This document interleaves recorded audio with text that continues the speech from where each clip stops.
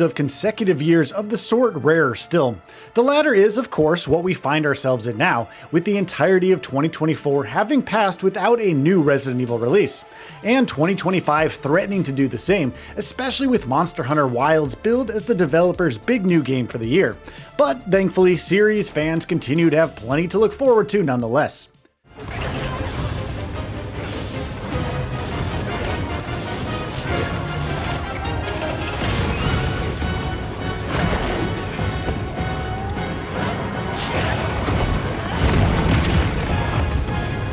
That's not just because the inevitable Resident Evil 9 is obviously in the works, with the developer also having confirmed that the project is being led by the director of Resident Evil 7, but because that's seemingly far from the extent of it.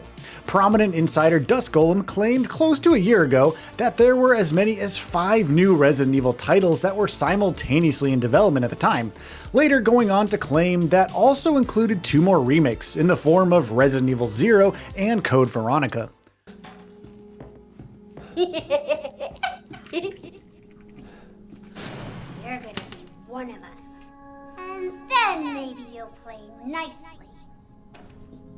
I'm not playing. No! Get that away from me! The developer itself has also confirmed that more Resident Evil remakes are indeed on the way, which should come as no surprise to anyone who has paid an iota of attention to how successful RE2 and 3 remakes have been for the company by pretty much every metric, even if RE0 and Code Veronica might not be everyone's most expected remake picks. Even so, we can speak at length about why those 2 picks for remakes make a lot of sense, and why series fans have reason to be excited about them. And we have, in fact. But particularly where Resident Evil 0 is concerned, that excitement is perhaps somewhat tempered by caution. The original RE0 remains to this day one of Resident Evil's black sheep, so to speak, which combined with factors related to the alleged remake's development do give some rise to some interesting questions. What factors exactly? Well, allegedly, the Resident Evil 0 isn't an internal production. As per the aforementioned Dust Golem, the project is being led by external teams K2 and M2, both of whom have experience with the RE franchise. She's just a rookie, a member of STARS. What about the male? I'm unfamiliar with him. Attention! This is Dr. Marcus. Please be silent as we reflect upon our company motto. Obedience breeds discipline. Discipline breeds unity. Unity breeds power. Power is life. Who are you? They led the development on 2020's Resident Evil 3 remake. That might be why many people might raise some eyebrows. The Resident Evil 3 remake is obviously not without its redeeming qualities, sure, and viewed on its own merits, it does have its fair share of strengths, standing as a well-crafted, polished action horror game. Arguments about its inability to properly capture the heights of the original RE3 and reimagine it as successfully as Resident Evil 2 Remake has done with its own source material is not without merit either though. And for those who want all of their Resident Evil remakes to be at the level of quality of something like, say, Resident Evil 2, might be concerned about whether the 0 remake is going to be able to actually do that. Now, unlike the original RE3, the original Resident Evil 0 is also a much more flawed game.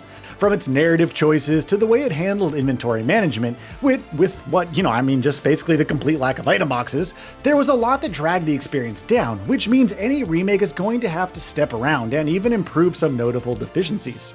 That M2 and K2 can lead a project that noticeably diverges from its source material isn't in doubt, thanks to the RE3 remake, but the ability of the 2 teams to do so in satisfactory fashion is what some might call into question.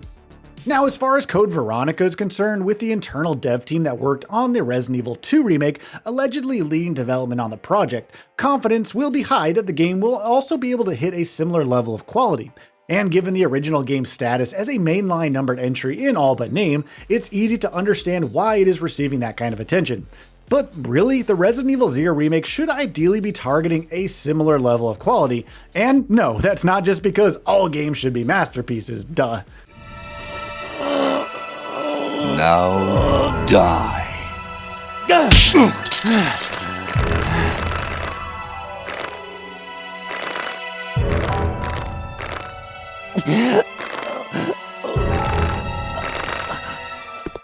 No, the Resident Evil 0 remake presents an exciting opportunity for the developer to uplift and enhance a game that was never able to live up to its potential in its original form. A remake of a top-notch game being equally excellent is all well and good, and obviously expected, but many will argue that it's the more flawed games out there that are better served with high-quality remakes, so that they're allowed to flourish like never before, rather than merely just kind of flourishing again. And Resident Evil 0 is definitely one such game. In fact, assuming that M2 and K2 are actually leading the project the way it has been claimed so far, their propensity to deviate from the source material, the way they sort of did with Resident Evil 3, might be exactly what this particular project actually needs.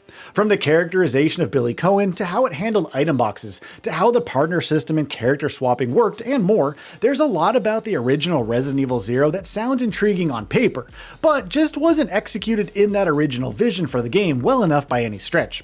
With enough changes and some proper execution, those are ideas that can add to a game in meaningful ways, at least one would hope, and a remake presents the perfect opportunity to do just that. The original Resident Evil remake stands to this day as a blueprint for video game reimaginings, while subsequent series outings have also managed to touch those same heights, with Resident Evil 2 and Resident Evil 4 both also having won over millions of fans. And though our hope is that with Resident Evil 0, the development team will be taking an approach similar to that of the RE3 remake, one that is open to making significant changes to the gameplay and story as, and when needed, in service of a better overall experience. As far as the end results are concerned, we're obviously hoping for results that'll be closer to something like the Resident Evil 1 remake and Resident Evil 2 remake. That 0 was even chosen is obviously quite encouraging for plenty of fans out there as it is. The developer could have easily picked the more action-packed Resident Evil 5, or even the way more popular RE1 for a second remake. But in choosing 0, the company decided to pick something that would be more horror-driven, even if it is decidedly less popular than most mainline entries among series fans. Clearly then, it's not afraid to make some bold choices. Whether it'll be able to back those bold choices with the right level of quality if, of course, the big question on everyone's mind. Resident Evil's past track record with Resident Evil 2 Remake would suggest that fans have every single reason to be excited about a reimagined Resident Evil 0 will actually look like. We're definitely keeping our fingers crossed that the game will be able to shine much brighter on its second